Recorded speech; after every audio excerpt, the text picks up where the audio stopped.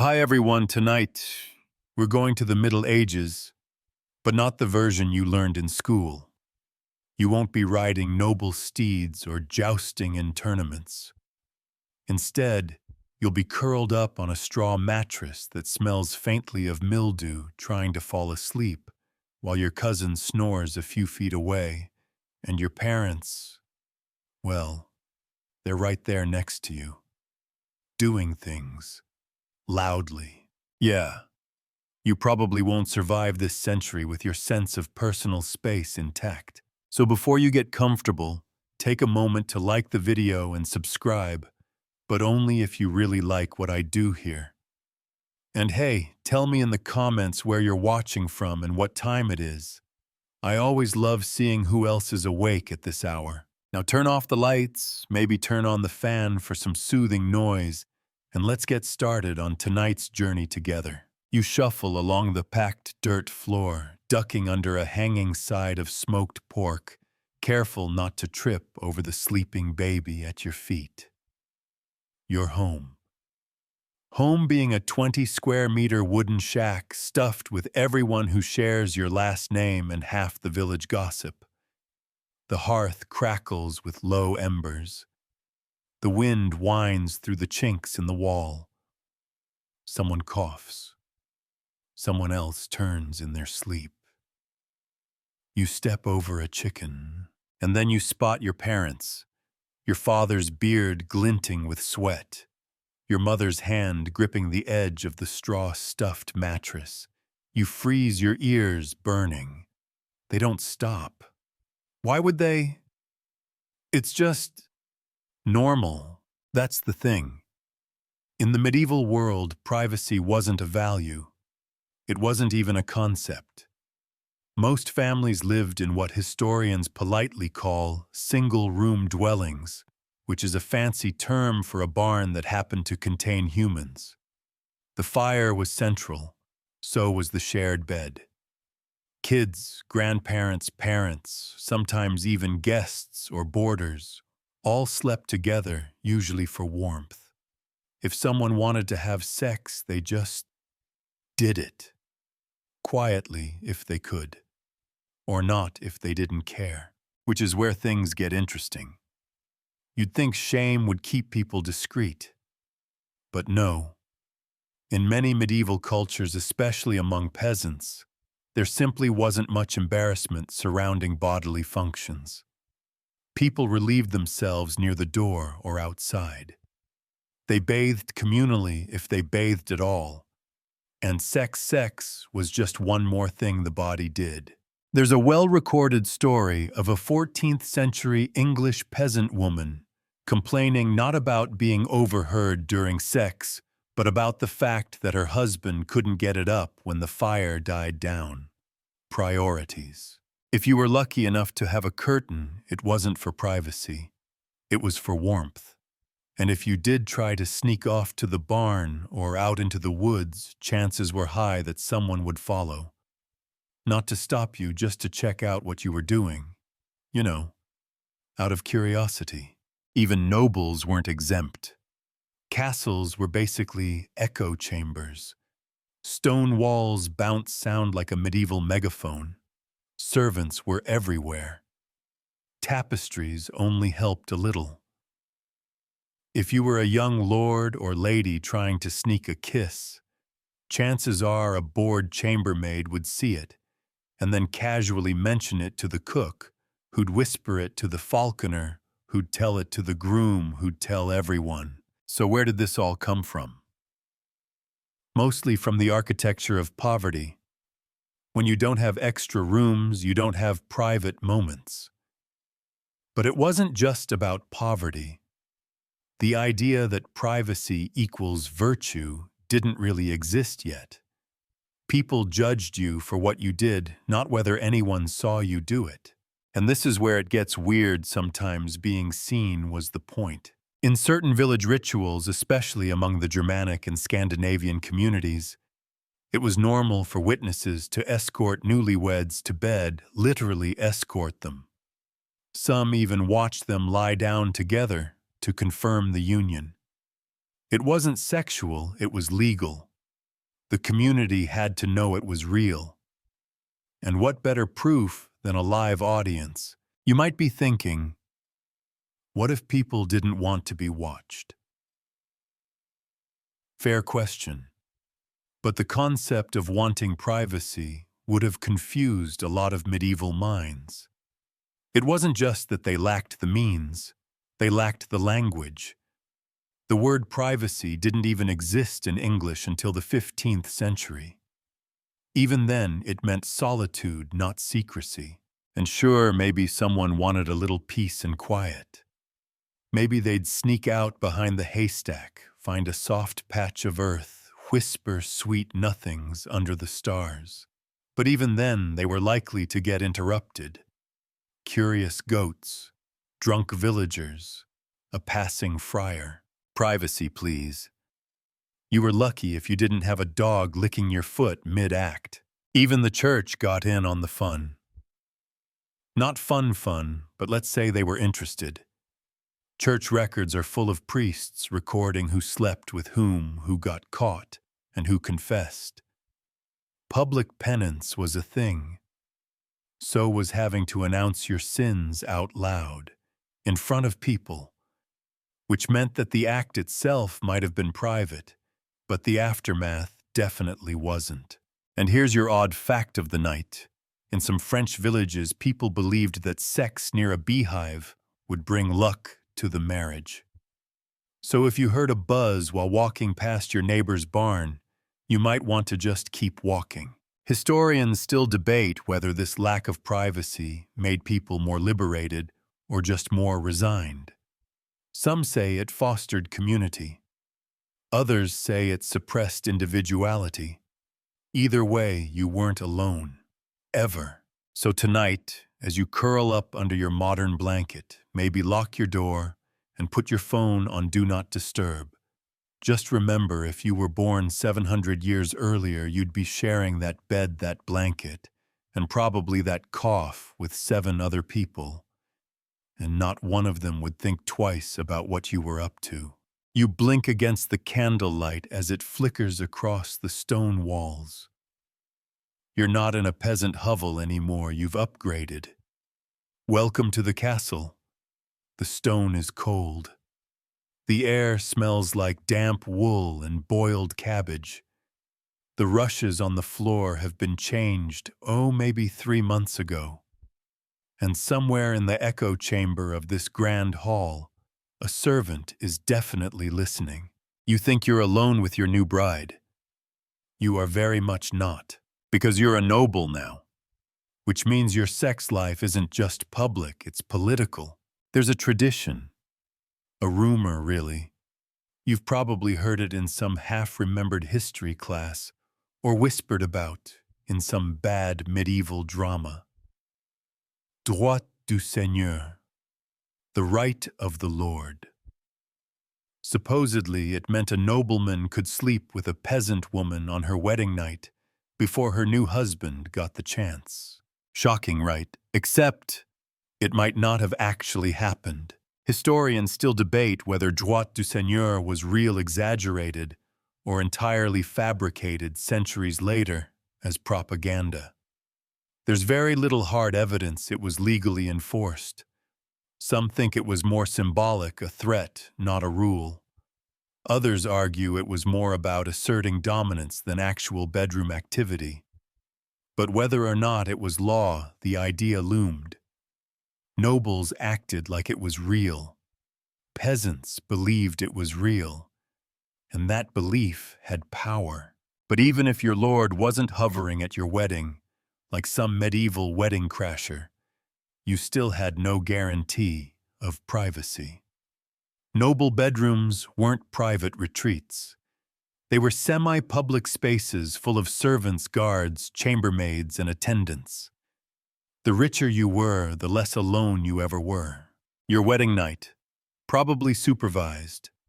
Your marriage consummation may be witnessed. Not always visually, thank God, but certainly audibly. Sometimes a bishop would stand outside the room to ensure you actually sealed the deal. Because sex wasn't just romantic, it was legal proof of union. And if you were royalty, it got even worse. There's a documented tradition in France where nobles would escort the bride and groom to bed in a formal procession. Candles, witnesses, even a priest just for good measure. One chronicler describes the crowd lingering outside the bedchamber and bursting into applause at the satisfactory sounds of consummation. Imagine having to perform under that pressure, literally. But this wasn't about voyeurism. Well, maybe it was a little bit about voyeurism, but mostly it was about legitimacy. Children born of noble marriages had to be indisputably legitimate, which meant people had to know, or at least believe, the couple had actually slept together. If that didn't happen, or if rumors swirled, it could spark inheritance disputes, wars, or papal annulments. And let's not pretend this was just about newlyweds. If you were a lady of the court, you were never alone. Your handmaidens were always present, even when you bathed, even when you gave birth, even when your husband came visiting with that look in his eye. They stood quietly in the corner, pretending not to hear, or in some cases reporting every detail to your mother-in-law. There's a reason court intrigue was so juicy. Take Eleanor of Aquitaine, for example. One of the most powerful women in medieval Europe, married to King Louis VII, then later to Henry II of England. Her marriages weren't just dynastic, they were under constant scrutiny.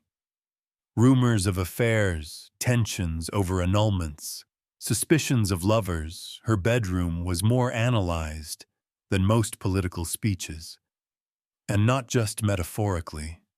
People gossiped about who went in and out of her chambers and when. Sex in the medieval noble world was currency. It was alliance. It was power. And that meant it was everyone's business. Even if you were a celibate king like Edward the Confessor, people speculated why. Was it religious devotion, or did he just not like women? Or was something wrong with him? His lack of children sparked dynastic crises, because in the medieval mind, if there wasn't physical proof of a man's virility, then maybe he wasn't fit to rule. And if there was sex, people noticed. When Henry VIII couldn't produce a male heir, his wives bore the blame. Not just in gossip, but in court records, papal debates, and execution warrants. A private act became a matter of national survival. Which brings us to your odd fact for tonight. In certain German principalities, if a noble couple failed to consummate their marriage, they could be legally divorced after submitting to a physical exam by a panel of church-approved midwives. Midwives, as in professionals trained in childbirth, who also got roped into checking whether a couple was functioning. Awkward doesn't even cover it. The medieval world didn't separate bedroom and boardroom. They were one and the same. Who you slept with, how often, and whether anyone could confirm it, those were matters of diplomacy. Your privacy wasn't just invaded. It never existed to begin with. And sure, maybe some nobles figured out workarounds. Bribes, secret passages, loyal servants who kept their mouths shut. But for every successful affair, there were 10 scandals waiting to erupt. Affairs with knights, illegitimate children, whispered accusations of sorcery. It was all fair game. So as you lie there in your soft bed, with walls that actually exist, maybe say a silent thank you that your love life doesn't come with a legal advisor, 3 maids in waiting, and a bishop lurking outside your door. You've made it out of the castle alive, barely, but now you're back in the village. It's early morning. Someone's tossing slop to the pigs. Roosters are losing their minds, and the village gossip is already 2 steps ahead of you. Because last night, everyone knows. You may think your romantic rendezvous under the stars was discreet. But remember that old thatched roof, the one with holes big enough for birds to fly through. Yeah, it also lets sound travel loud and clear.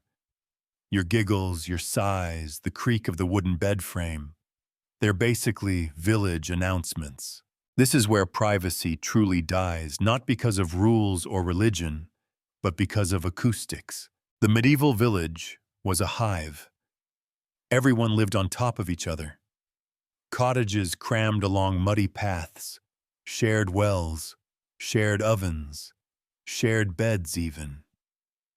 If you sneezed in one cottage, someone 3 doors down would say, "Bless you." So when it came to sex, it wasn't if people heard you, it was how many. And they didn't just hear it. They talked about it. Endlessly. The medieval village gossip network was more efficient than most postal services today. You rolled over and whispered sweet nothings at midnight. The baker's wife will have a full summary by sunrise, and she'll tell her customers. Who will tell the priest? Who will drop a casual line about modesty in his next sermon? Even worse, if your behavior crossed some invisible line of decency, it might end up in official records. You could be summoned to the manorial court, basically Judge Judy, with haystacks for inappropriate conduct. The charge: having sex where people could hear you or smell it. Yes, really. But sometimes it wasn't about punishment. Sometimes it was just community theater. People loved to speculate. Did you hear about Agnes and that Cooper from 2 villages over? Oh yes, they were in the rye field again. In broad daylight, no less. The scandal wasn't just shared. It was rehearsed, refined, and retold until it became legend. And that's where things get messy. Because the medieval world ran on reputation. Your social standing wasn't protected by law, it was protected by silence. And when silence failed, stories took over. Once a rumor caught hold, it didn't need to be true to be dangerous. Women bore the brunt of it. A single accusation of promiscuity could ruin a marriage prospect's social position, or even lead to physical punishment. Meanwhile, men were more likely to be celebrated for their adventures, especially if the gossip hinted at virility or conquests. Still, no one was truly safe.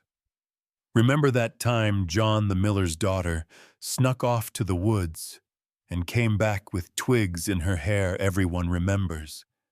They also remember who followed her and which door creaked open later that night. You get the idea. What's surprising is how casual this all felt. There wasn't some big moral crisis. People expected sex to happen. They expected to overhear it. But they also expected a kind of theatrical discretion. You didn't have to be quiet, you just had to pretend you tried. Which leads us to a strange little practice: shame parades. If a couple was caught being too bold, like in a church, or during Lent, they might be punished by a mock parade through the village. They'd wear symbolic items like garlands of straw, or a sign listing their sins, and everyone would laugh and jeer.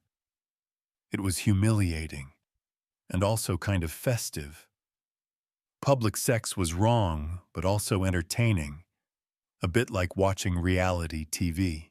And here's your odd fact of the night. In parts of 13th century Italy, if a man was accused of being too loud during sex, his neighbors could legally demand he leave the village. The reasoning disturbing the peace.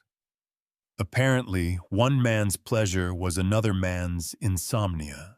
Historians still debate whether this kind of communal surveillance was oppressive or protective. Did it keep people accountable or just keep them scared? Was it a way of regulating behavior or just another form of entertainment? Because that's the thing. Medieval communities didn't draw the line at knowing your business, they wanted to know. and if they didn't, they'd make something up. Even children weren't spared. They grew up hearing everything, seeing everything. There's a reason some medieval morality plays focused on sexual sin. They weren't just preaching, they were correcting. You didn't have the luxury of a teenage phase filled with awkward Google searches. You learned about sex from what you heard in the dark and what the baker's wife said in the morning. And yet somehow it all functioned. The gossip, the noise, the zero privacy people got married, had kids, and went about their lives. Maybe they just got used to it. Or maybe in a world without doors and walls, intimacy was measured not by secrecy, but by trust. So the next time you whisper something in the dark and worry about thin apartment walls, just remember at least you don't have to explain yourself to a town crier the next day. The monks are singing again. You recognize the chant, low, rhythmic Latin words you can't quite translate, but they always seem to be about guilt and fire and eternal consequences. You're not in the village anymore. You're in a monastery, which means everything is clean, cold, quiet, and surprisingly full of temptation. You'd think a religious institution, especially one based on vows of celibacy, would be the final refuge of privacy. That if anywhere in the medieval world offered solitude, it would be behind monastery walls. But that's the thing about walls. They echo. Monks didn't have private rooms.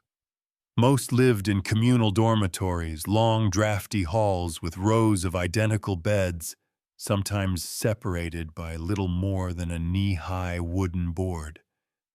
No curtains, no doors, and definitely no secrets. Imagine being a young novice, maybe 16, freshly shaven, surrounded by older men praying, fasting, and occasionally snoring like dying oxen. You try to focus on your psalms, but the guy next to you keeps shifting under his blanket. It doesn't take long before your imagination gets the best of you. Or worse, your body does, which is where the trouble starts. Because even behind the monastery walls, sex was never far away. It was forbidden, but it was everywhere. Temptation didn't knock. It walked in wearing robes. There are plenty of surviving records of monks confessing to impure thoughts and solitary acts.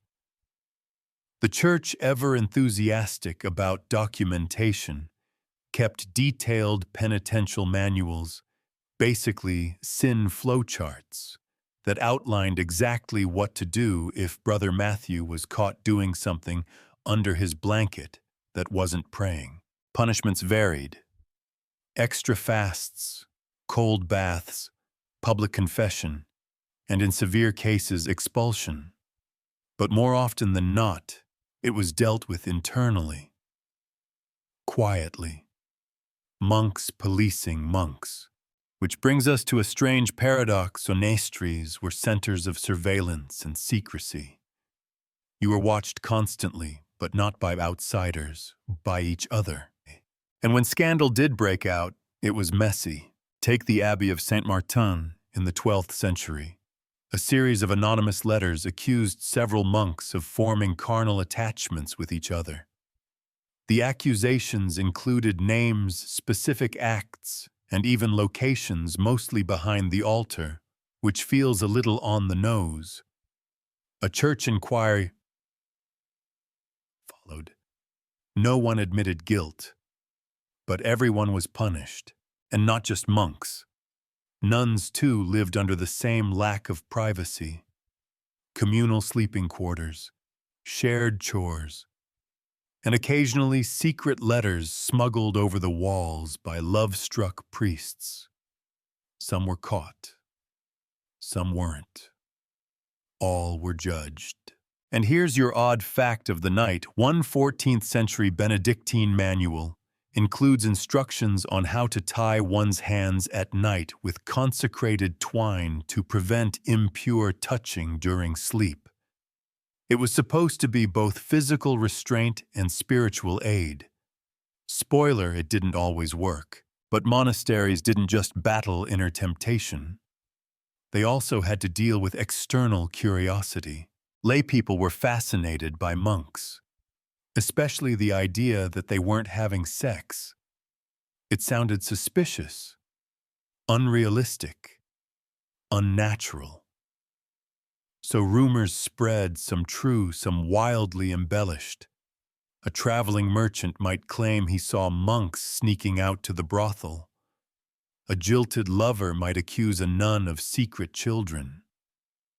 These stories stuck because they were juicy, and because monasteries were closed off, which made people even more eager to peek inside. Historians still debate how widespread actual sexual misconduct was within monastic communities. Some say it was rare and overblown. Others argue it was common but covered up. The truth, as usual, probably lies in the middle. But what's certain is that privacy, even in places built on silence, was never guaranteed. Even confession wasn't entirely private. Priests wrote things down. They shared concerns with bishops. They warned others. You might whisper your sins in a darkened booth, but the echo carried. And if you think celibacy meant freedom from scandal, think again. The church loved a good drama. Accusations of impure behavior, especially among high-ranking clergy, were political weapons. A rival bishop might leak letters. A pope might launch an investigation. And when word got out, the public devoured it. Who doesn't love a good fallen saint story? Take the infamous trial of Bishop Roger of Worcester in the 13th century. Rumors swirled that he'd fathered 3 children with a nun. No solid proof. But witnesses described seeing bundles being delivered to the abbey at night, and the midwife was suddenly very well paid. Roger denied everything. The Pope didn't believe him, so even the most sacred corners of the medieval world weren't immune to public speculation. And if they couldn't escape it, what chance did anyone else have? The reality is this, in a world built on community solitude, was suspicious. Wanting to be alone meant you were hiding something, and nothing made people more curious than someone with a secret. So as you pull your blanket up to your chin and listen to the quiet hum of your electric fan, be grateful. No monks are watching. No friars are whispering. And no one expects you to tie your hands before bed. You're in a dimly lit scriptorium now, the medieval version of a library/office. But tonight it's about to become something else entirely, a sex ed class you never signed up for. Because here's the twist, no one expects in this story, one of the earliest, most detailed guides to sex wasn't smuggled under a mattress or whispered in dark alleys. It was written by monks, in Latin, on parchment. That's right. The church didn't just condemn sexual acts. It categorized them, ranked them, timed them, and in some cases illustrated them. It wanted to control sex, yes, but to do that it had to understand it first. So someone sat down and wrote it all out. You'd probably recognize the name of one of these early manuals, the penitentials. These were sort of moral instruction books that detailed sins and assigned penances. But they also unintentionally became the most thorough sex manuals of the Middle Ages. They covered everything, and I mean everything. Married sex allowed, but only for procreation. On certain days, in certain positions, with certain intentions. If you had fun, that was suspicious. Oral sex, nope. Forbidden. Anal sex, definitely not. Sex on Sundays, feast days, during Lent Advent, or if you were too full after dinner, big no. That last one weirdly specific, but it's in there. And the strangest thing, these rules weren't secrets. Everyone knew them. Priests taught them. Confessors reminded you. So your sex life, already lacking privacy, was now also being graded like a school project.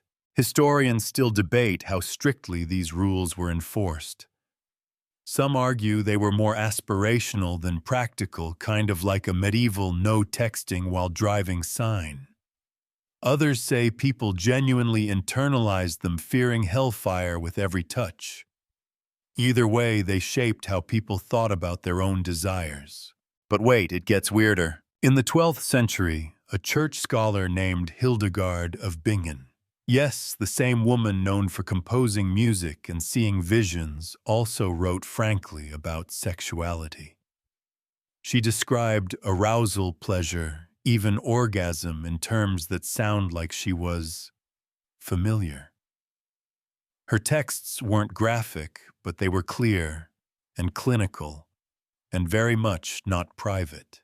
So now you're in a world where sex is controlled, judged, and itemized, but never hidden. Even the parts you might think were whispered in shame were often spoken aloud. To your confessor, to your priest, sometimes even to your spouse's confessor. Privacy wasn't just impossible, it was irrelevant.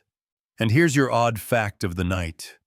One French confession manual from the 14th century instructed priests to ask explicitly whether the penitent had kissed too long, looked too closely, or lingered on fondling. Imagine answering that in detail, out loud, in church, while kneeling. Still, there were paradoxes. The church condemned lust, but couldn't stop talking about it. Bishops warned against carnal thoughts, but then described them in sermons so detailed, you'd think they were auditioning for a very awkward play. People listened. Some repented. Others laughed behind closed doors. But either way, they absorbed it. Which brings us to something unexpected, even in a world dominated by the church sex, remained surprisingly visible. It was joked about in taverns, painted into manuscripts, acted out in morality plays. Monks wrote rules about it. Nobles made laws about it. Everyone talked about it, and yet no one had it in private. Because that's the great contradiction of the Middle Ages. Sex was everywhere and nowhere. Everyone knew what was happening. No one admitted it was happening. But everyone wanted to regulate it, talk about it, or whisper about who was doing what behind the baker's cart. So tonight, if you ever feel awkward about asking a question out loud or whispering something too intimate, remember 800 years ago you'd be expected to shout it to your priest in Latin, with the entire village waiting outside to hear what kind of penance you got. The candles are burning low in the great hall now. You sit beside a roaring hearth wrapped in a fur that smells vaguely of smoke and goat. Someone's playing a lute in the background. Someone else is clearing the dishes. And across the room, a young couple is being escorted to bed. Not because they're drunk, not because they're lost, but because this is part of the ceremony. Tonight, you're attending a medieval wedding.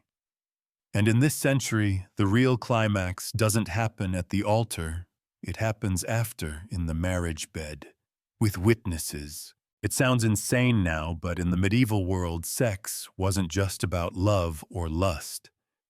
It was a legal requirement, a spiritual duty, a moment so important that it had to be brace yourself confirmed by others.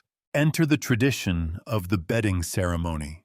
After the wedding feast, the bride and groom were led, sometimes cheered, sometimes teased, all the way to their chamber. Their friends, family, even clergy would accompany them. Toasts were made. Jokes were told. Garters might be tossed. The mood, somewhere between frat party and courtroom. And then, depending on the customs of the region and the social status of the couple, the guests stayed. Sometimes they sat and watched as the newlyweds climbed into bed. Sometimes they pulled the curtains and left. Sometimes, in the most awkward of traditions, they actually peeked to confirm the deed. One English account from the 15th century describes a squire tasked with making sure the sheets were stained and the sounds sufficient. Yikes! Why all this scrutiny? Because marriage wasn't real until it was consummated. You could say your vows 100 times, but if the two of you didn't seal the deal, the church considered it null and void. And in a society obsessed with inheritance, paternity, and social order that wasn't just embarrassing, it was catastrophic. Think of it like opening a bank account, but not making the first deposit. No deposit, no account. So the bedroom became the courtroom. The sheets became the evidence. And your witnesses, a mix of drunk cousins and solemn notaries. It didn't stop with the nobles. Even peasants might face pressure to prove consummation. In some villages, the morning after the wedding, neighbors would inspect the sheets for signs of virginity. A practice now viewed as invasive and deeply problematic, but at the time it was standard fare. A red spot was proof. No spot, questions were asked. Historians still debate how often the witnessing part actually happened. Some think it was mostly symbolic. Others argue it was taken quite literally in certain cultures, especially in Scandinavian and Slavic traditions. What's clear is that someone was always watching or thought they should be. And here's your odd fact of the night in medieval Hungary. It was customary for a noble couple's first night to be assisted by a bridesmaid and a best man, who were instructed to encourage the act if the couple hesitated. Yes, like cheerleaders. That's not support. That's a lawsuit waiting to happen. All of this made sex less of a private union and more of a public contract. It was documented, talked about, celebrated, and judged. Even the bedding clothes became a kind of uniform. In some places, the bride was stripped down to a special shift, a thin linen tunic to make sure she wasn't hiding anything. Same for the groom. Modesty wasn't the point. Transparency was. Everyone had to see that nothing shady was going on.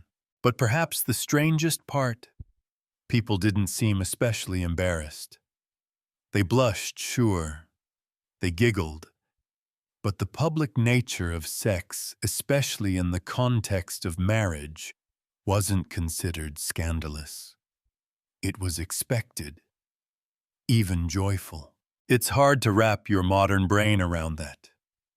Today we shut doors, pull blinds, use white noise machines.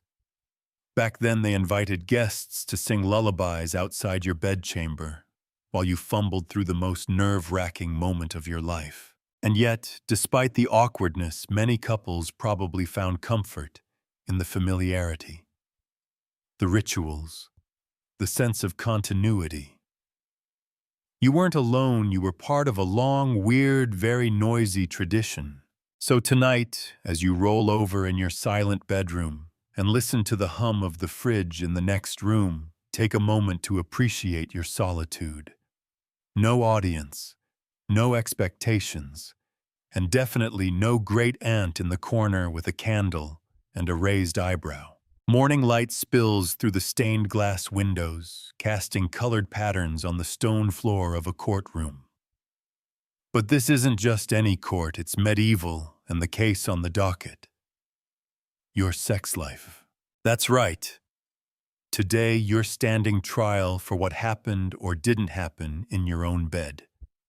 Welcome to the world of medieval marital disputes, where the bedroom wasn't just public in practice, it was public in court transcripts. You shuffle forward nervously, glancing at the stern-looking bishop who will decide your fate. Your partner stands beside you, arms crossed, possibly glaring. And seated just a few feet away, a collection of witnesses ready to describe what they heard through the wall last Tuesday. See, in the Middle Ages, disputes over marriage and sexuality weren't confined to gossip. They were taken to court. Actual court. Church court, to be specific, because marriage was considered a religious matter. And if something wasn't going right, say your partner was withholding affection, or you believed the marriage was never consummated, or maybe you had doubts about paternity, you could file a case. And people did. A lot. The records are full of dramatic stories, accusations of impotence, confessions of adultery, claims of deception, and desperate pleas for annulment. It was like medieval daytime television, but with more Latin. One of the most famous examples comes from 14th century France, where a woman named Jeanne accused her husband of being unable to perform. He denied it. The court ordered a bizarre solution trial by inspection.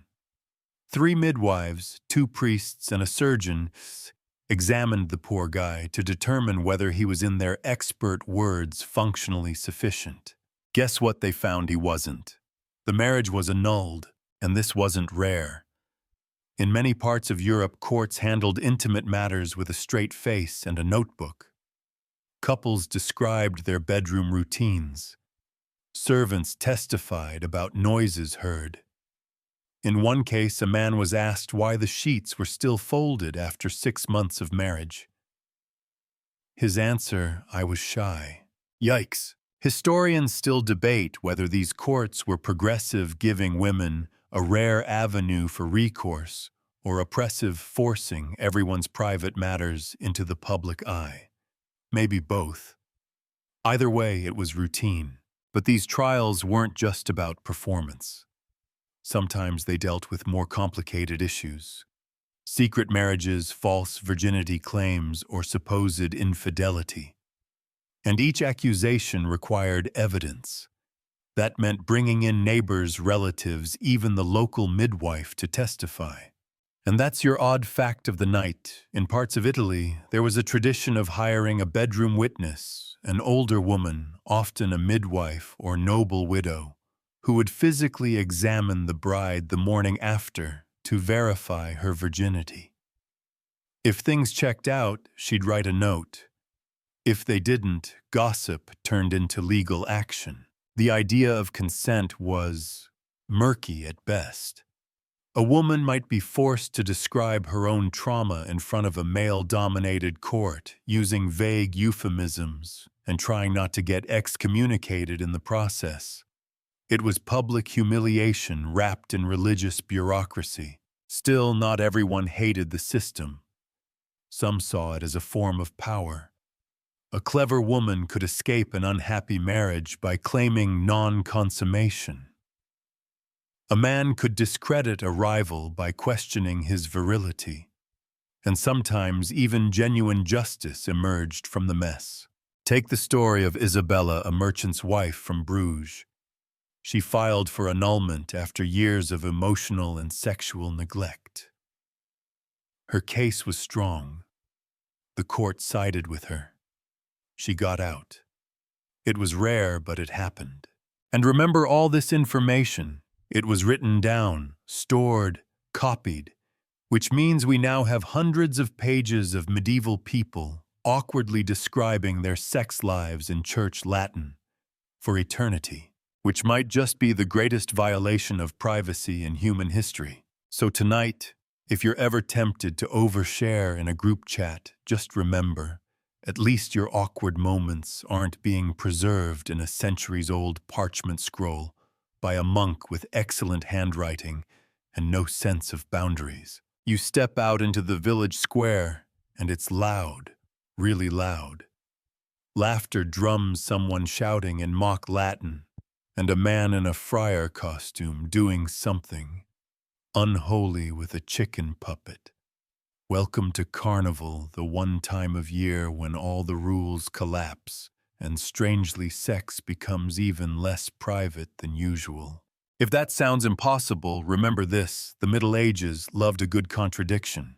For most of the year, life was structured, religious, and restrictive.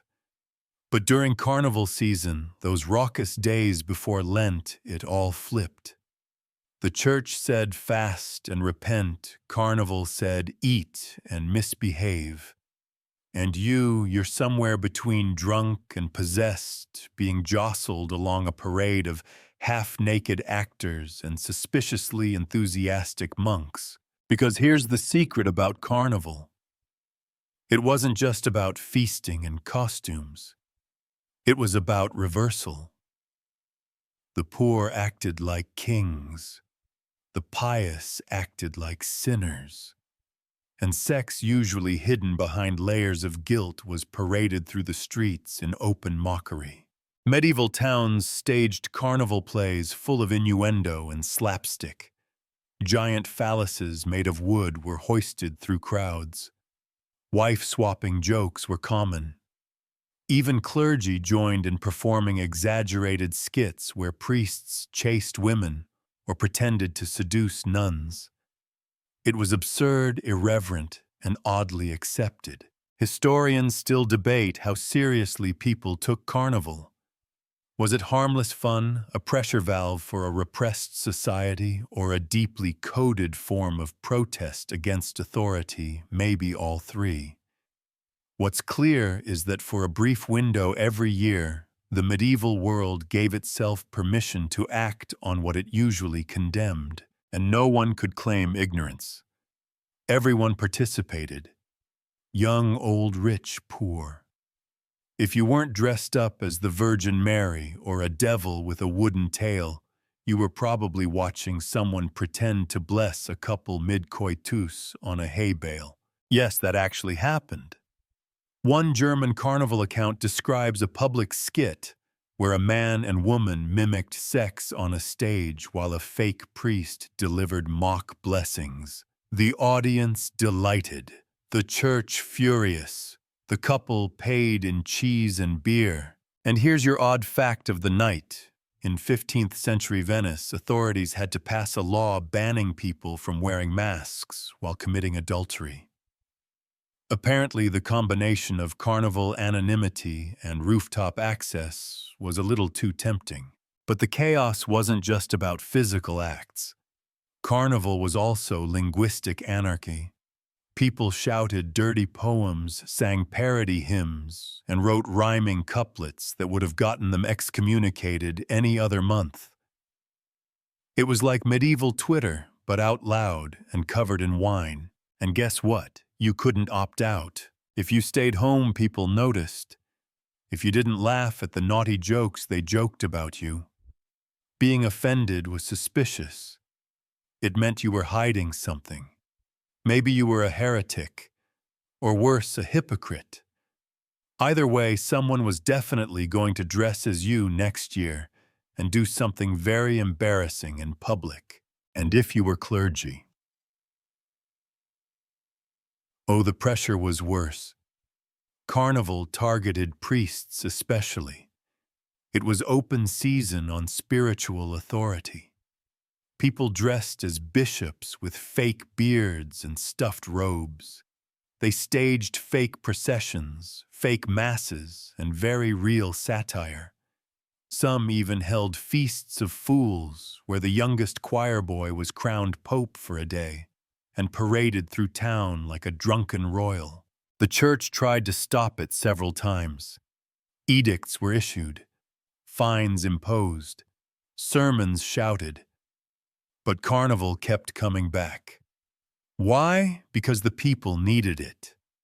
When your life is filled with rules, shame, hunger, and silence, a few days of madness feels like survival. It wasn't exactly privacy, but it was freedom.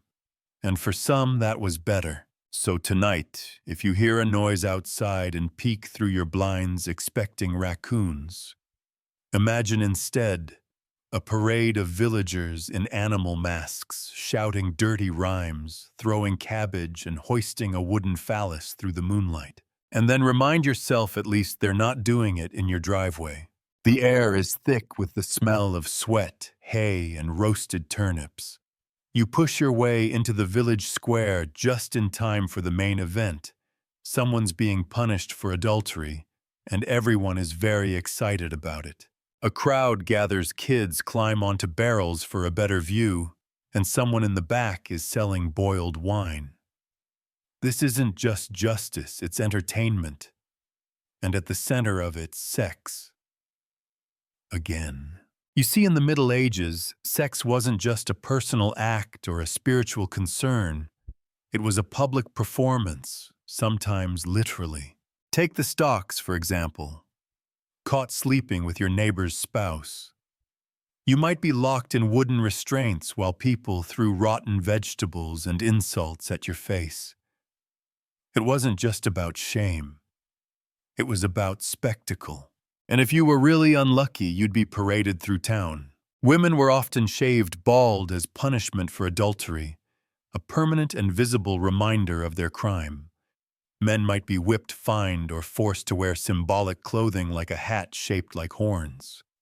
Yes, horns, because apparently subtlety hadn't been invented yet. These punishments weren't hidden behind closed doors. They were staged in town squares at crossroads or right outside the church, the very places where everyone could see them. The idea was simple: humiliate one, educate all. And you were expected to watch, maybe even laugh, maybe even throw something. It sounds cruel now, and it was, but back then, public punishment was part of the social fabric. Communities were tight-knit, and reputation mattered. If you broke the rules, everyone had the right to know, and more importantly, to remember. Which brings us to the medieval love for bawdy plays.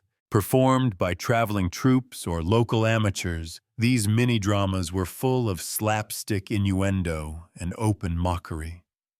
The lusty priest, the unfaithful wife, the horned husband, all stock characters that audiences roared over. They weren't subtle, but they didn't need to be. People lived these stories. And here's your odd fact of the night: in some towns, actors in morality plays would punish characters on stage by fake flogging them while the audience threw real food. If the actors weren't convincing, they got booed. Medieval yelp was brutal. But these performances weren't just jokes, they were also warnings. They reinforced social norms. Don't cheat, don't lie, and whatever you do, don't get caught. That last part key. Because people did cheat. All the time. Rich, poor, married, celibate, everyone had a secret. But keeping it secret was the challenge. With so many eyes, ears, and open doorways, the only way to keep a scandal from exploding was to preempt it with a distraction. A joke, a song, a play. So sex became both a moral failure and a punchline. You might be shamed for it, but also applauded if your affair was clever enough. The community loved a scandal, but it really loved a creative one. Take the story of Thomas the Butcher, who allegedly disguised himself as a chimney sweep to visit his lover undetected. It worked until he left actual soot footprints across the lady's white sheets. The town made up a rhyme about it that survived for decades. Historians still debate whether these performances helped communities process their anxieties or just gave people an excuse to be cruel. Probably both. But one thing's certain: in the medieval world, your sex life could easily become street theater. And it wasn't just for sinners. Weddings too often featured sexual humor jokes in toasts, riddles, and songs. Sometimes even staged skits where the groom's performance was play-acted to predict the couple's fertility. Weird, yes. But it reinforced what everyone already believed: your private life was never really yours. So tonight, as you scroll through your favorite streaming app in peace, think about this.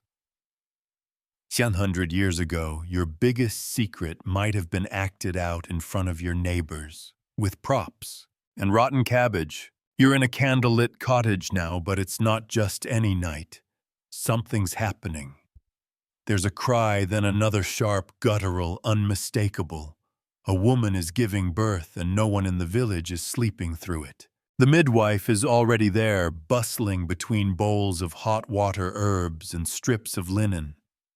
She's not just a helper, she's a gatekeeper, a witness, and sometimes a judge. Because in the Middle Ages, childbirth wasn't a private event. It was communal, public, a social ritual. And surprise, it was also a moment when sex again came under scrutiny. You see, birth wasn't just about the baby. It was about what the baby proved. That the woman had had sex. That her marriage had been consummated. That her husband was fertile. Or maybe that someone was. And the person responsible for figuring all that out, the midwife, she wasn't just there to catch the baby. She was there to observe, to report, to note any unusual details. For example, was the birth too early, too fast? Did the infant look suspiciously unlike the father? Did the mother cry out a particular man's name during labor? These things mattered a lot, because childbirth, messy and chaotic as it was, functioned like a reveal party for more than just gender. It was the final exam for a woman's virtue, fidelity, and in some cases, legal status. Midwives often testified in court.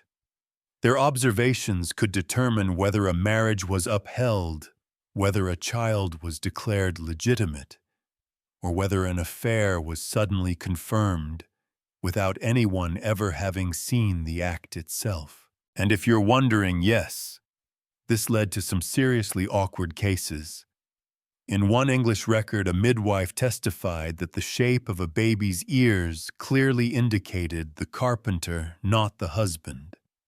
The husband stormed out. The carpenter was fined. The mother, Tom, got a penance and a nickname that stuck for years.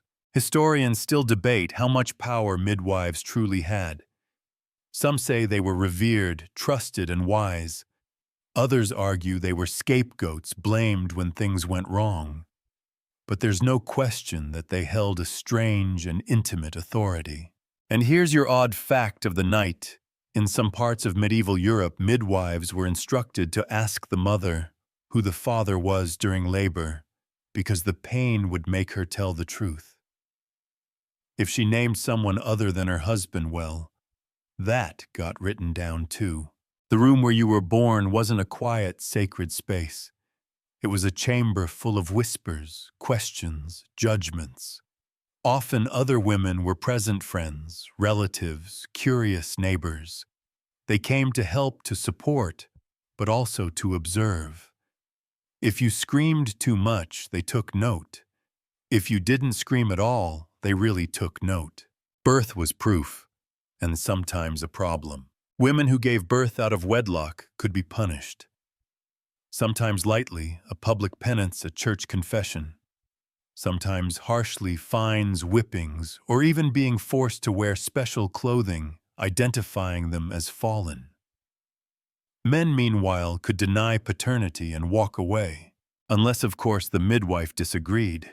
There's a case from Florence in the 15th century where a wealthy merchant denied sleeping with a servant. She claimed otherwise. The midwife sided with the girl. The court believed her. Why? Because she described the birthmarks on the child in suspiciously accurate detail. The merchant paid child support and a dowry. So the midwife wasn't just a caregiver. She was a human surveillance camera in a world with no secrets. And let's not forget the church. It had strict rules about baptism, especially if the child was at risk. If a baby looked like it might not survive the delivery, the midwife was expected to perform an emergency baptism then and there using any water available, even beer in some cases. So now your childbirth is not only a legal event, a social evaluation, and a neighborhood spectacle, it's also a theological emergency. No pressure. And what if things went wrong? If the mother died? If the baby was stillborn? More questions. More gossip. Was it a punishment for sin? Was she too promiscuous? Did she offend God by enjoying herself too much during conception? That last one sounds wild, but yes, it was debated. Some theologians believed women who conceived in pleasure suffered more in childbirth. Divine balance, they called it. So tonight, when you think about the most vulnerable moments of your life and how thankful you are for privacy, for sterile rooms, for locked doors, remember that in the Middle Ages, none of that existed. Your body was never yours alone, not when it was desired, not when it was judged, and not even when it was screaming. The lanterns flicker along the narrow streets, casting long shadows against stone walls slick with rain.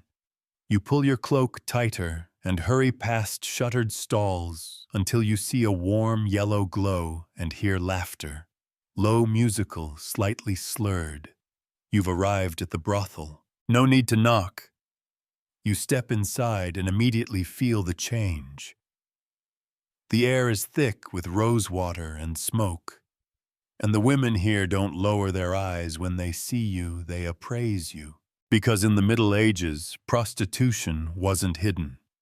It was licensed, regulated, and in many cities, officially tolerated, sometimes even encouraged.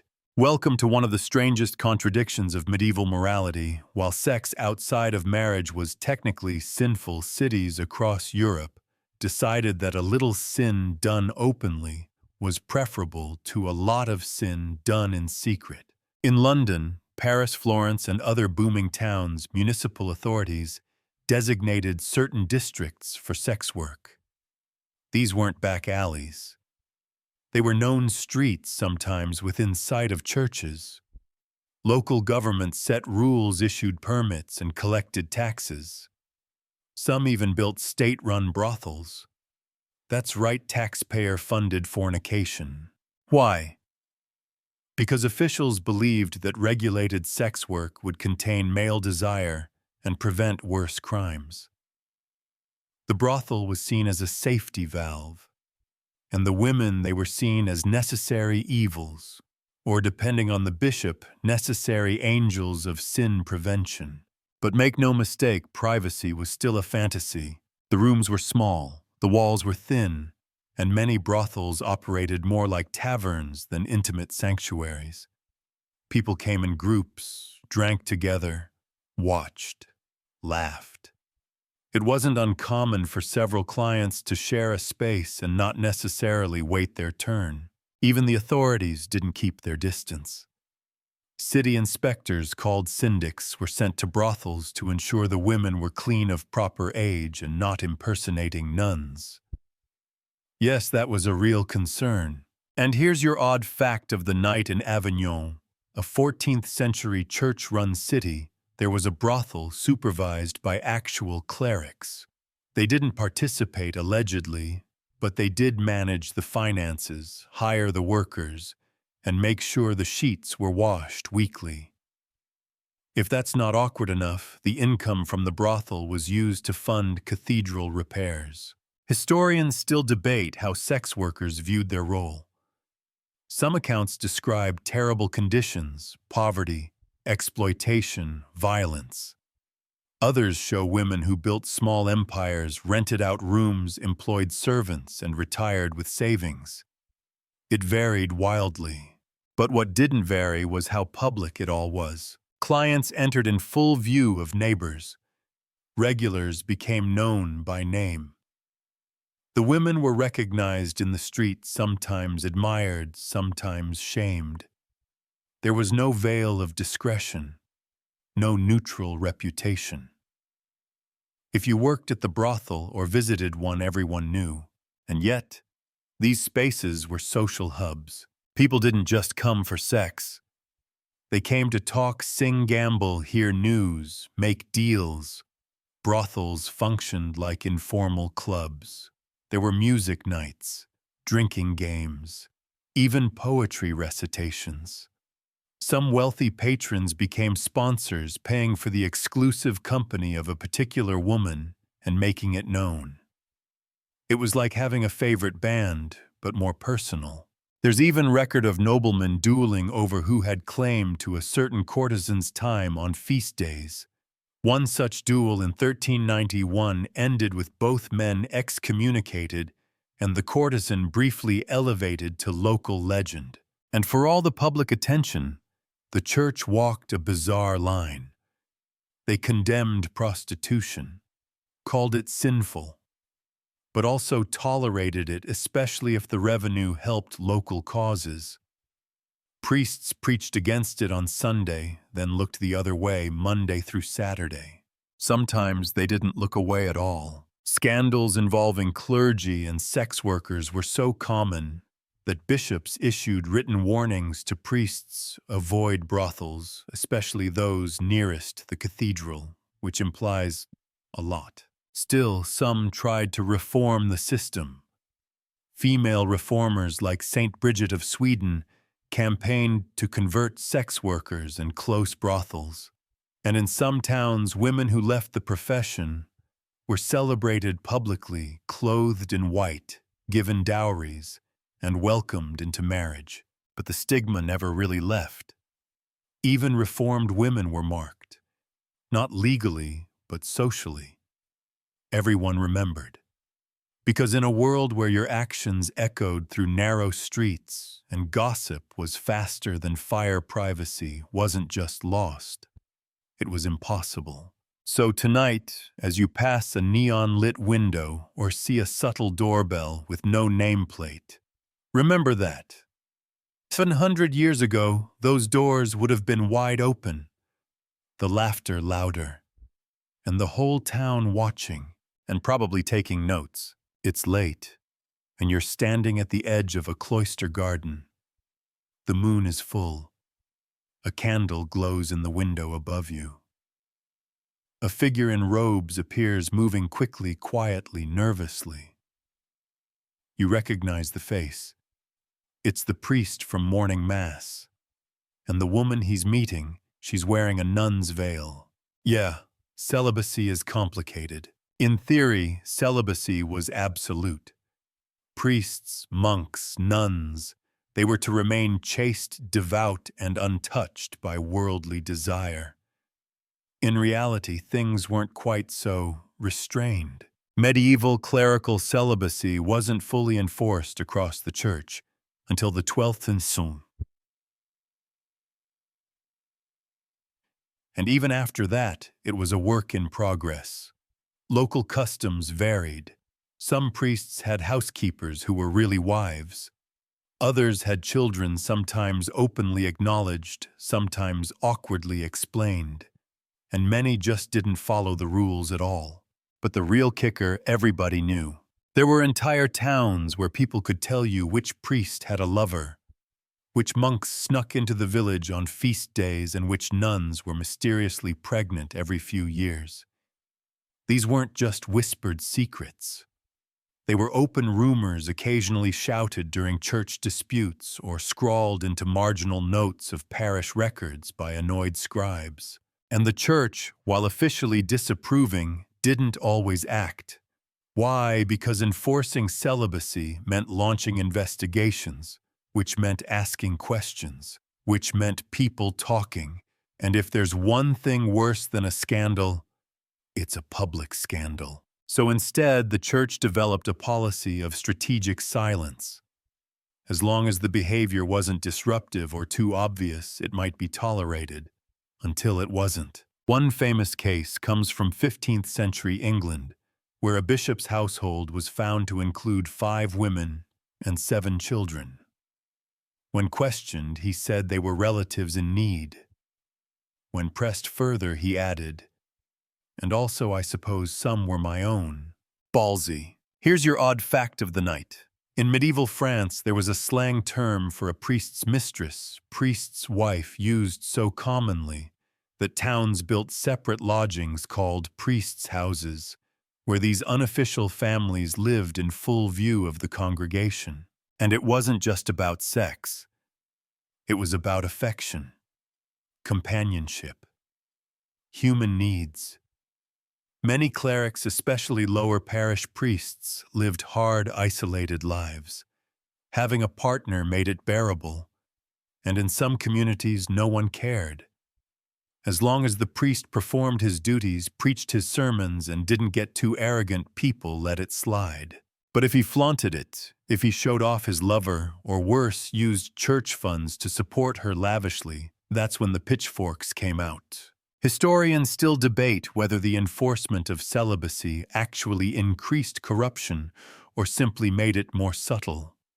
Did the rules create the secrecy, or just expose the hypocrisy? The same applies to nuns. While many lived austere, faithful lives, others found ways around the rules. Secret tunnels, night visits, disguised messengers. Some abbeys became centers of quiet romance, especially those far from city scrutiny. In rare cases, entire convents were discovered to be running clandestine affairs under the noses of their abbesses. There's even a record from Germany in which a nun's diary detailed her relationship with a local priest, including where they met, what they said, and how they avoided being caught.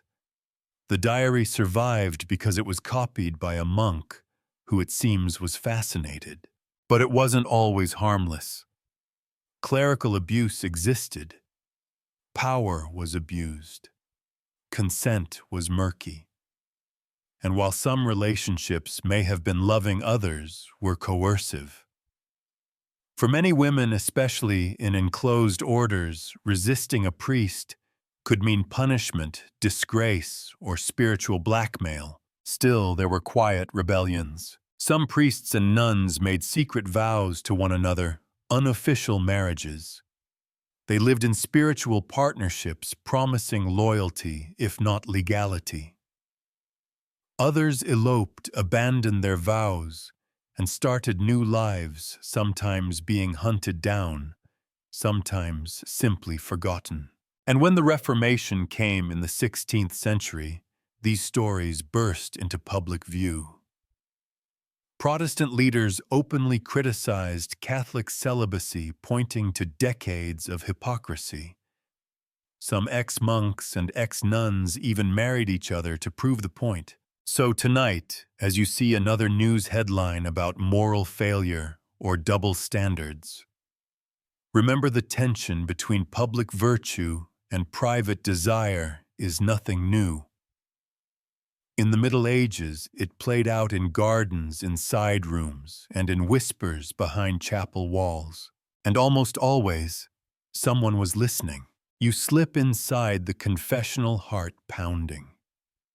The wooden screen between you and the priest doesn't feel like much protection, because in the Middle Ages, confession wasn't a private sanctuary. It was more like a spiritual spotlight, and you were about to say some very personal things, very publicly. See, medieval confession wasn't always whispered in secret. In fact, it was often done in full view of others. Not necessarily out loud to a crowd, though that happened too, but in a church aisle kneeling in front of a priest, while others waited their turn close enough to hear your sins, with only a mild tilt of the ear. You confess, "I lay with my husband during Advent, twice."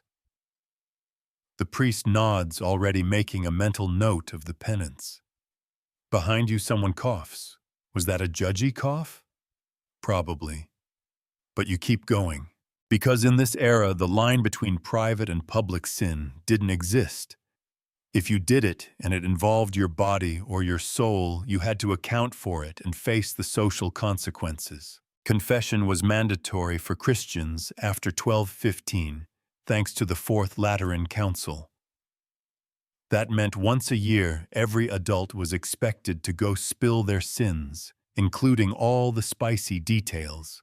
The church even encouraged priests to ask leading questions, not to shame you, of course, just to make sure you weren't forgetting anything. Questions like, did you touch yourself while thinking of your neighbor's spouse? Did your husband make you moan during Lent? Did you perform the act standing which is improper? Helpful. And the responses, written down. Not your name usually, but the sin, the setting, the frequency.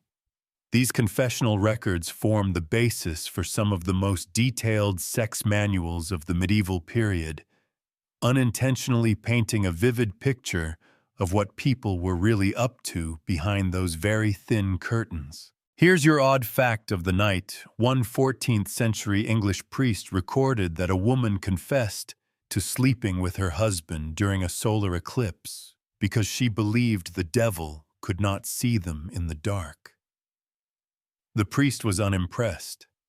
He told her the devil sees everything, and so apparently do priests. But it wasn't all hellfire.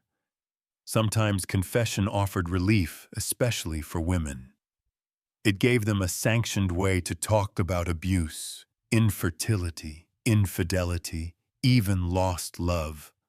And though they didn't always get justice, they were heard. And then, everyone else heard too. Not officially, of course. Confession was supposed to be secret. But in practice, priests gossiped, servants overheard, people made educated guesses. If someone suddenly started fasting or praying more than usual, neighbors wondered what they'd confessed.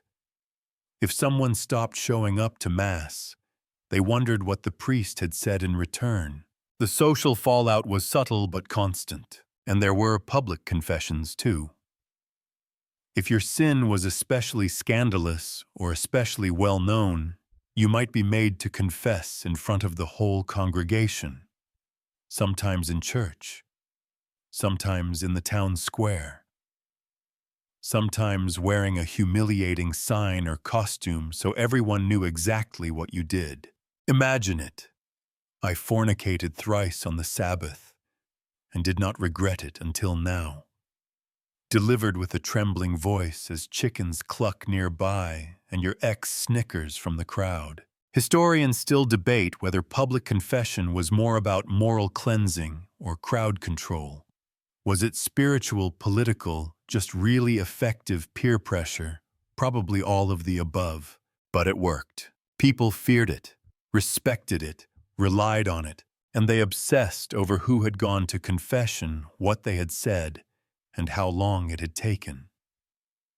If your neighbor was in the booth for more than 10 minutes, suspicious. If she came out crying, definitely juicy. Confession was theater, and sex was often the main act. So tonight, if you find yourself whispering something secret in the safety of your mind, be grateful. No one is taking notes. No one is assigning penance. No one is making you wear a hat shaped like a chicken for your sins. Probably, you're wandering through a marketplace at sunset. There's barley in your boots, a drunk bard singing about plump apples, and a group of boys snickering at a statue shaped suspiciously suggestive. Welcome to a world where everything is soaked in sexual symbolism. You think modern advertising is subtle. The Middle Ages invented not subtle. You pick up a pear. The vendor gives you a knowing wink. A neighbor buys a loaf of bread shaped just a little too anatomically. Someone else walks by carrying sausages strung in a way that causes a few raised eyebrows. Is it crude? Yes. Intentional also, yes. Because while sex was heavily regulated, medieval culture didn't shy away from implying it at every opportunity. In art literature, song food symbolism was the medieval loophole for a society that couldn't stop talking about sex even while pretending to suppress it. Let's start with the art. You've probably seen medieval tapestries with knights and ladies and trees innocent, right? until you look closely and realize that tree is phallic, that flute isn't about music, and that monkey under the table, yeah, he's doing something educational. Even in churches, sexual imagery crept in. One carving on a 13th century cathedral in France shows a woman lifting her skirts while a demon flees in fear. The moral chastity is powerful, the execution suggestive, to say the least. And here's your odd fact of the night. In England, there are dozens of surviving Sheila na gig stone carvings, nude women with exaggerated features mounted on churches. Scholars still argue whether they were warnings, protective symbols, or just really ancient graffiti.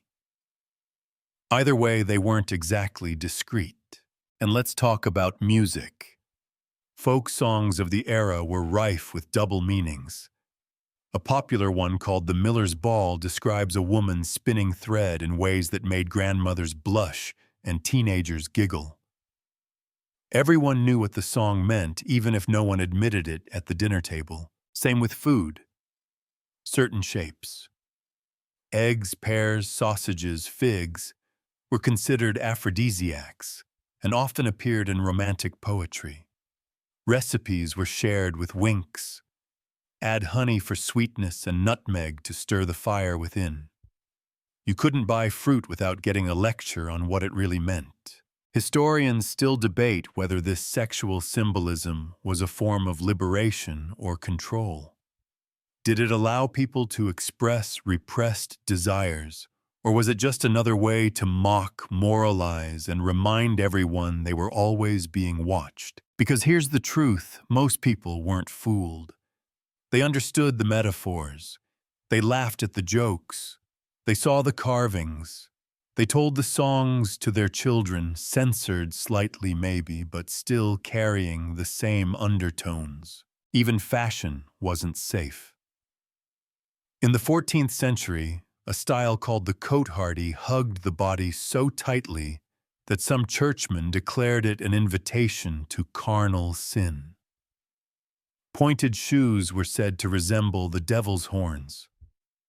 Cod pieces, those elaborate fabric pouches for men's dignity, weren't just about protection. They were statements. There's a story from Italy where a nobleman was so proud of his codpiece that he had it embroidered with gold thread in the shape of a lion's face. Freud would have had a field day. And of course, let's not forget riddles. Medieval people loved riddles, and many of them were uncomfortably clever. One from a 10th century Anglo-Saxon manuscript asks, "I am a wondrous thing, a joy to women found near the bed. I rise when touched and leave behind white." The answer, dough. Sure it is. But all this symbolism served a purpose.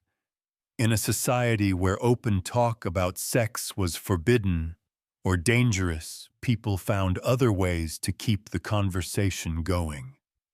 And those ways were often loud, public, and hilariously unsubtle. So tonight, when you scroll past a meme or emoji that seems a little suggestive, just know you're participating in a tradition more than 1,000 years old. The only difference: now we have smartphones. Back then they had sausages, church carvings, and very suspicious pears. You're standing in a courtroom again, but this time it's colder. Not just because of the stone walls and unlit hearth, but because of the tension. There's a woman standing in the center, arms bound, eyes wide. She's accused of being a witch. But listen closely to the whispers. It's not about curses or demons, it's about sex. You've entered the terrifying world of witch trials, where bedroom rumors became damning evidence and privacy wasn't just violated, it was obliterated. In many parts of Europe during the late Middle Ages and early Renaissance, accusations of witchcraft skyrocketed. Women, usually poor, often old, and almost always vulnerable, were accused of seducing men, sleeping with the devil, or performing carnal acts too unnatural to explain. And here's the kicker. These trials weren't based on what people saw, but what they imagined, or what they heard, or what someone's brother's cousin dreamed about once after too much wine. Someone's cow stopped giving milk. Must be a witch. A man couldn't perform in bed. Surely a hex. A widow lived alone confidently, without male supervision. Clearly she was consorting with demons and probably having relations with them. And how did courts prove it? With the most invasive questions imaginable. You'd be asked how many times you'd slept with the devil, what form he took, what his member looked like. No, seriously, there are transcripts. Whether he was cold to the touch, whether you found it pleasurable. If you said yes, you were a heretic. If you said no, you were still guilty, just boring. And it wasn't just women. Men were accused, too, especially if they were considered too close to nature or too private in their habits. One case involved a miller who lived alone and was suspected of unnatural acts with spirits because no one had ever seen a woman leave his home. But they heard things. Which brings us to your odd fact of the night. The infamous Malleus Maleficarum, the Hammer of Witches, published in 1487, devoted entire chapters to how witches allegedly used sex as their gateway to evil. It claimed that witches stole men's genitals, magically kept them in boxes, and fed them oats like birds. You cannot make this stuff up. Except someone did. Historians still argue about the true motivations behind witch trials. Were they about fear of women's power control of sexuality, convenient land, grabs disguised as piety, all of the above? Probably. But what's undeniable is how often sex was at the heart of it all. The trials weren't just legal, they were theatrical. Accusers spoke in metaphors. Judges asked humiliating questions.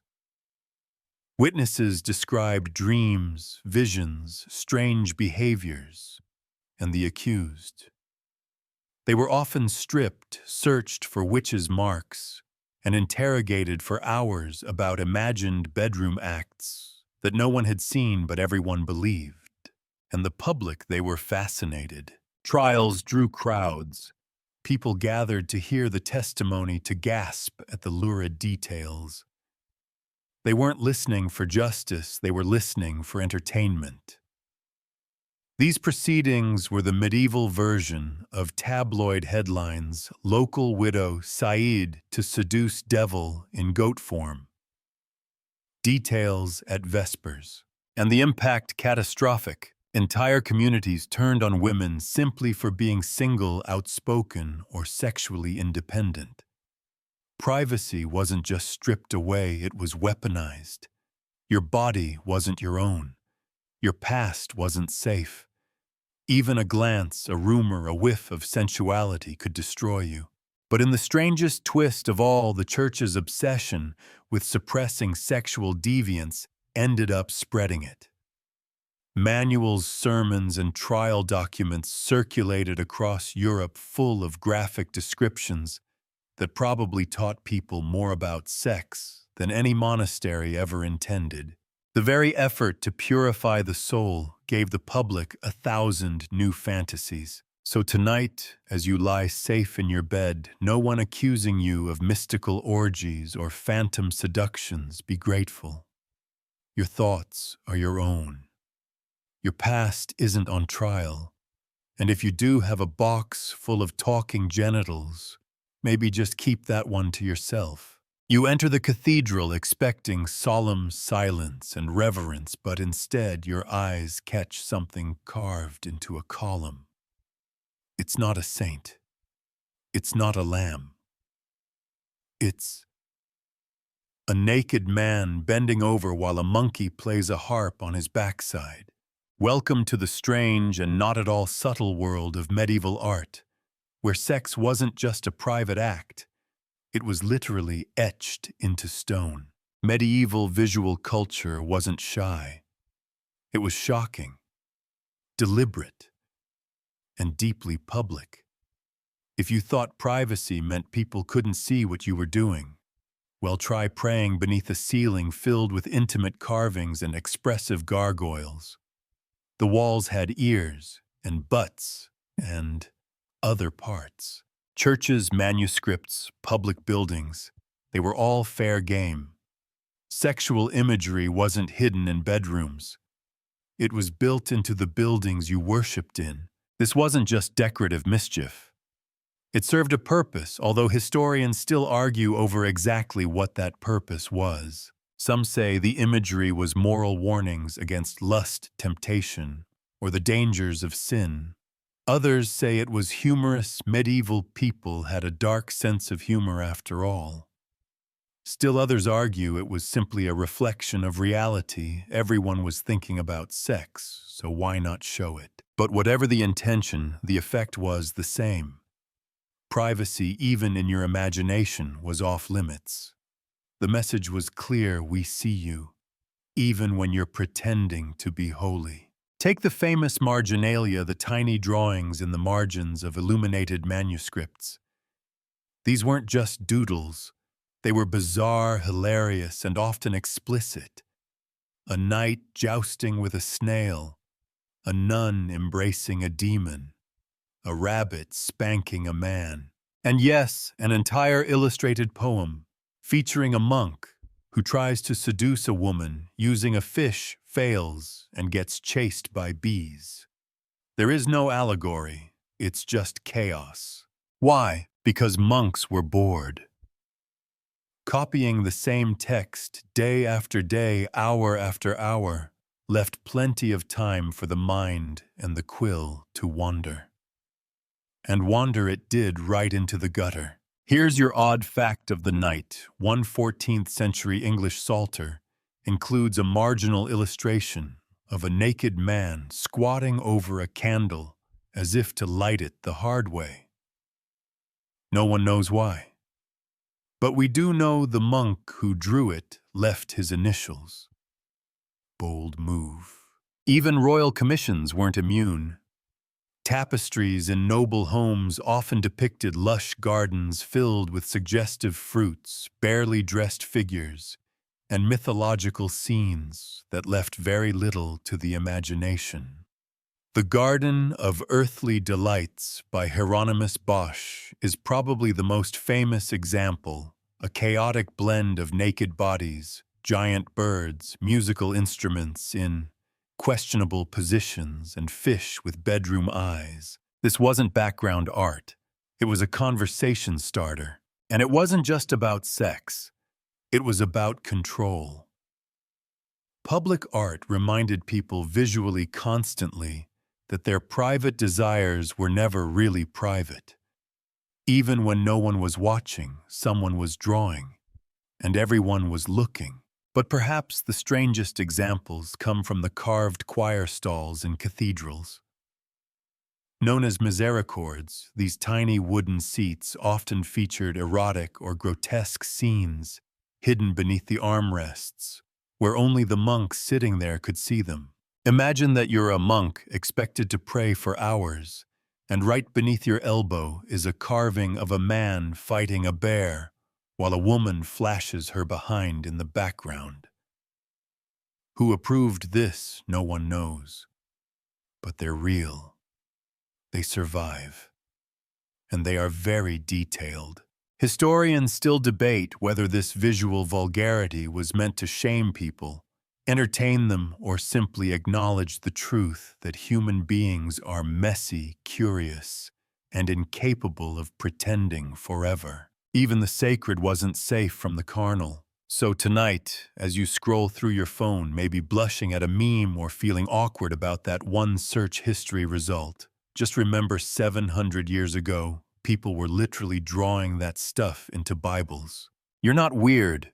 You're just medieval. You hear bells tolling in the distance. But they aren't calling you to prayer this time, they're announcing shame. You follow the sound, and at the center of the village square, there's a crowd gathered around a man tied to a post.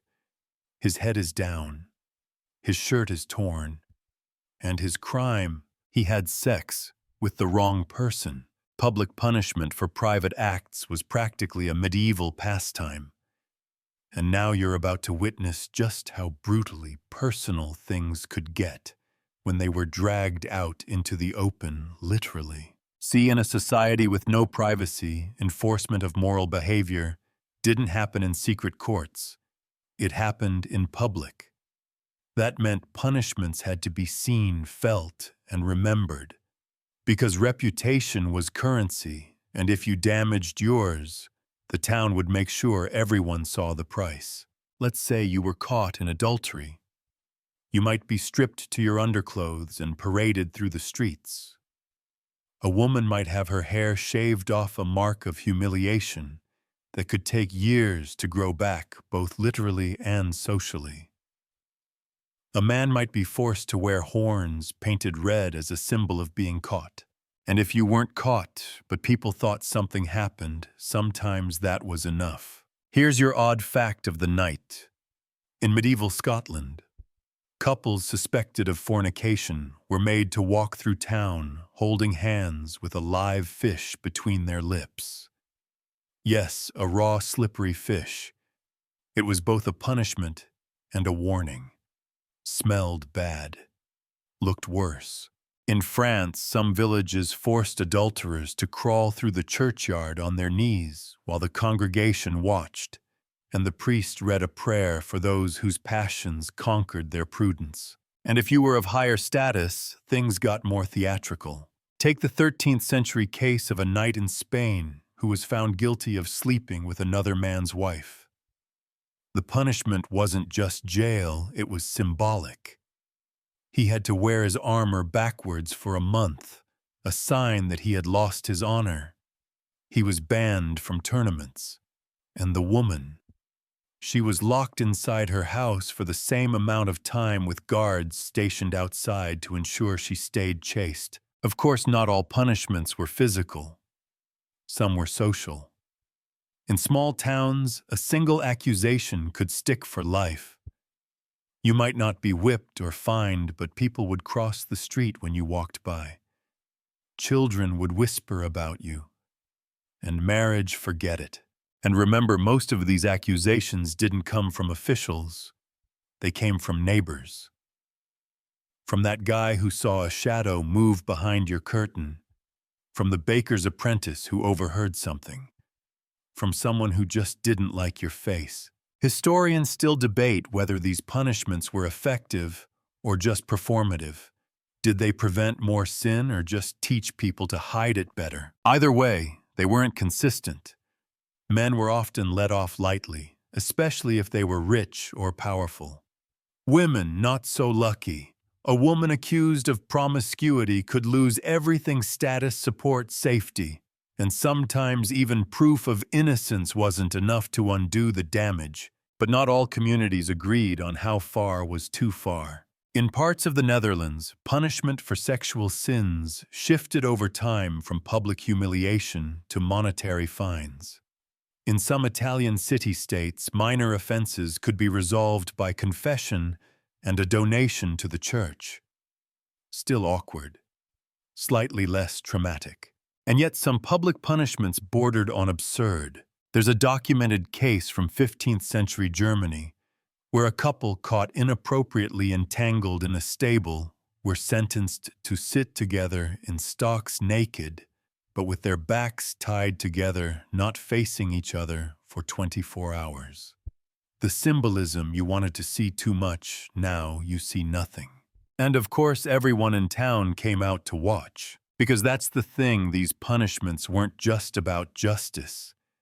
They were entertainment. A break from daily drudgery. A story people would repeat over ale for the next decade. Remember when the tanner's son was made to wear the sheep hat? Oh yes, and he cried, didn't he? Privacy didn't just fail in punishment, it was deliberately removed. So tonight, as you reflect on the power of locking your own door, closing the curtains, and knowing that your worst mistake won't be read aloud in the village square, take a moment of gratitude. And maybe, just maybe, don't kiss anyone while holding a fish. The plague has come again. You can hear the coughing before you even enter the village. Doors hang open. Fires have burned low. The bells toll not for prayer, but for death. It's chaos, but it's quiet chaos. People are too weak, too frightened, too stunned to scream. And in this strange apocalyptic silence, something else stirs beneath the fear desperation. For comfort, for escape, for touch. Sex didn't stop during plagues. It intensified. You wouldn't think it, death on every corner, bodies in the streets, rats in the cellars, but somehow, when the world began to fall apart, people didn't cling to prayer, or reason, or even each other's hands. They clung to bodies, any bodies. Medieval observers noticed it. Chroniclers wrote about people abandoning all virtue in the face of mortality. Prostitutes saw a spike in business. Priests complained about debauchery among the dying. In one Florentine account from 1348, a nun wrote that girls were rushing into the arms of strangers rather than waiting to die virgins. Because what do you do when tomorrow might not come? You reach for something that proves you're alive today. And sex is immediate. It doesn't require logic. Just flesh and warmth and a few stolen minutes while the world crumbles outside. But it wasn't just passion. It was proximity. When plague struck, people crowded into homes together, entire families, friends, even strangers. Quarantine wasn't neat. It was messy, loud, often poorly enforced. And inside those cramped, dim spaces, desire didn't disappear. It changed form. Sometimes it was consensual. Sometimes it wasn't. Sometimes it was a negotiation, food for touch, comfort for survival, companionship for a few nights of not being entirely alone, and privacy still nowhere in sight. If anything, plague made things more public. The sick were paraded to quarantine huts. Lovers sneaking away were caught by patrols. Entire towns had curfews, and anyone seen walking after dark with someone who wasn't a sibling was assumed to be sinning. Here's your odd fact of the night. In parts of 14th century England, it became common for town watchmen to keep lists, not just of the infected, but of unmarried couples seen lying in close embrace. Why? Because intimacy could spread more than love. It could spread disease and suspicion. The church predictably cracked down. Priests gave fire and brimstone sermons about lust in the time of pestilence. To die with sin upon your soul is to burn twice, one preacher warned. But even clergy didn't always obey their own rules. Some were found visiting brothels. Others were accused of seducing grieving widows in exchange for funeral rites. Historians still debate whether plague-driven promiscuity was overblown by moralists or a genuine spike in behavior. But what's certain is that sexuality didn't go dormant. It flared, complicated by grief, panic, and the raw need to feel something besides terror. Even art reflected it. After the Black Death depictions of the Danse Macabre, the dance of death spread across Europe. Skeletons twirling with peasants, nobles, priests. But look closely at some versions, and you'll notice something odd. They're holding each other very closely. There's flirtation in the poses, a bony hand on a curvy hip, a grin that doesn't look entirely innocent. Was it metaphor? Was it mockery, or was it a dark, exhausted laugh at the idea that even death was seductive? The lines blurred. So many lines blurred during the plague. Morality. Law. Time. People who had never even kissed someone before found themselves in beds, on floors, in the woods, in barns, anywhere they could be held. and people who had always preached restraint suddenly stopped preaching entirely. Because when you've seen a dozen funerals in a week, the next heartbeat starts to feel like a miracle. So tonight, when you wrap yourself in your comforter and hear the faint hum of the streetlights, remember this: even in the darkest centuries, people reached for each other, clumsily, desperately, sometimes beautifully, even when they knew they'd be watched, even when they knew it wouldn't last. It's late now. Candlelight flickers on polished wood. You're in the great hall of a noble house, not a peasant hovel, not a monastery, not a brothel. This is the top of the social pyramid. Velvet curtains, imported rugs, golden goblets. Everything is meant to whisper privacy, elegance, refinement. But behind the walls, same story, different costumes. Even here, maybe especially here, sex was never truly private. It had just evolved into something more choreographed, more masked, less haystack, more velvet chaise. But the eyes were still watching. By the late Middle Ages, voyeurism had become fashionable, especially in royal and aristocratic courts.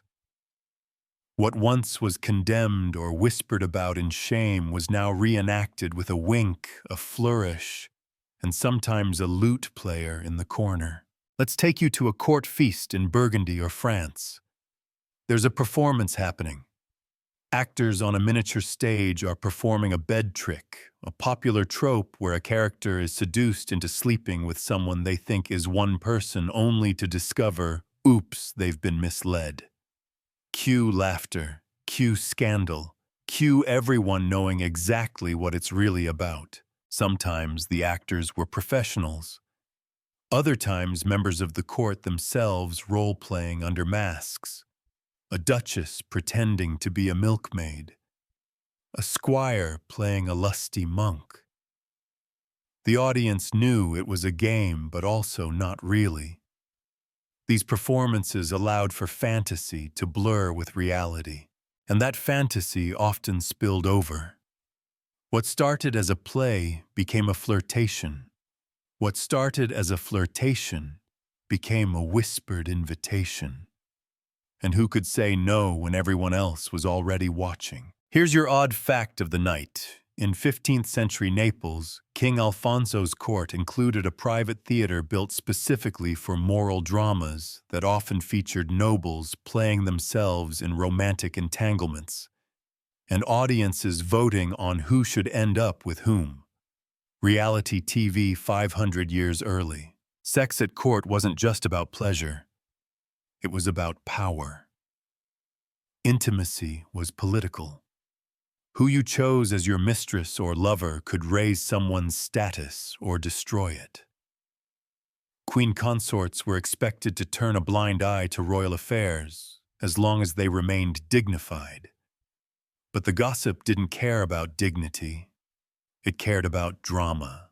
Everyone had an opinion on who was sleeping with whom, on who wasn't sleeping with anyone and why, on who got caught, on who wanted to get caught, and privacy.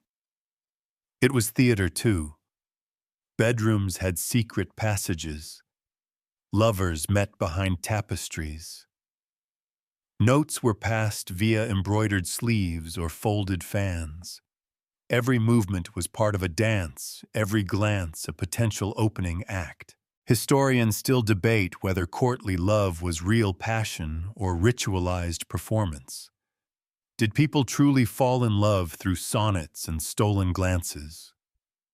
Or was it all a carefully staged charade?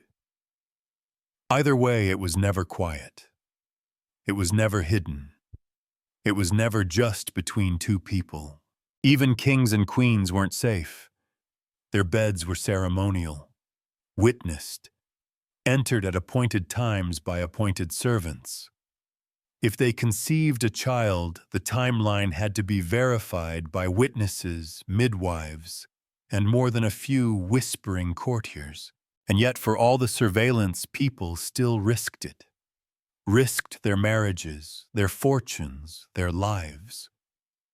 Why? Because even in a world with no privacy, the desire to connect, to love, to be chosen, burned bright. So tonight, as you finally settle into silence, remember this: they tried.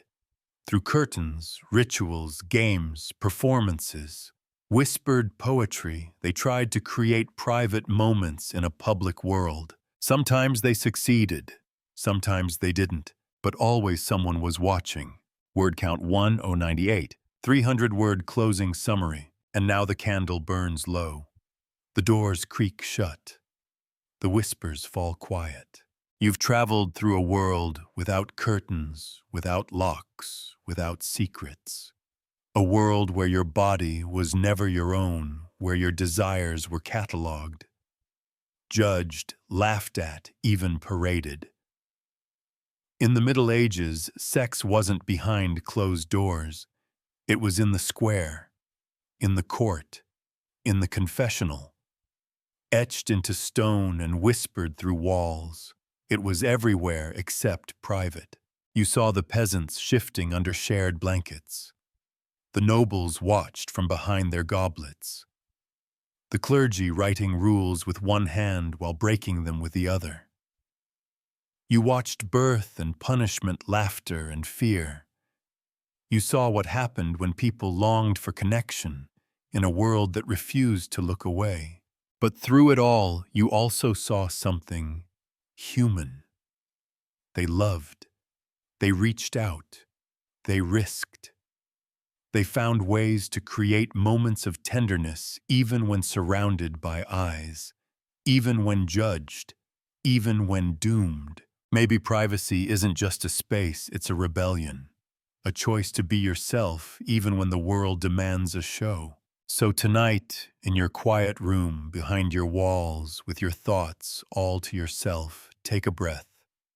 Let the silence wrap around you. Let your heart slow. And if your mind drifts to the strange, bold, voyeuristic world we just visited, let it drift. Let it rest. Because now, no one is watching. Word count 305. End of script. Good night.